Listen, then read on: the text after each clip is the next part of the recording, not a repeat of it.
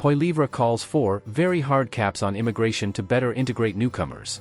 Conservative leader Pierre Poilievre is urging the federal government to impose very hard caps on immigration levels, arguing that Canada's current intake is overwhelming essential services and making it difficult for newcomers to integrate. His remarks come amid growing public debate over housing, healthcare access, and job opportunities for immigrants. If you are interested in this topic, please pay attention and watch the video through to the end to get all the information. Please hit like and subscribe, and don't forget to push the notification bell for an upcoming video. Conservative leader Pierre Poilievre is calling for a tougher stance on immigration, saying Monday he wants to see very hard caps on the number of newcomers allowed into the country. Speaking to reporters at a news conference in Ottawa, Poilievre said the country has struggled to integrate newcomers and he wants to see more people leaving than coming in while we catch up.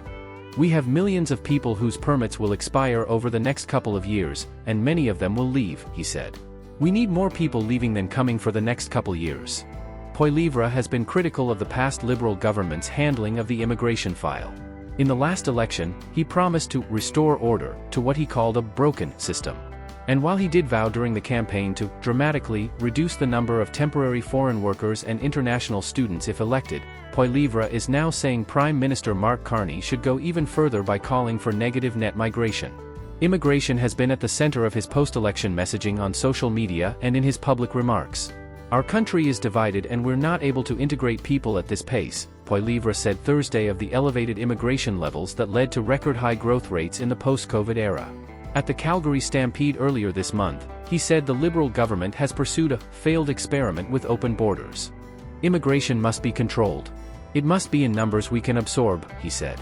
While the last government did not have an open border policy, the number of people admitted hit levels not seen in decades. In 2022 and 2023, for example, the population grew by 2.5% and 3.1% respectively, growth rates that were double or triple what was reported in years past, according to Statistics Canada data. According to population estimates, the country has grown by some 3.6 million people since early 2020. That growth has been fueled by a surge in non-permanent residents, many of whom were students and low-wage foreign workers.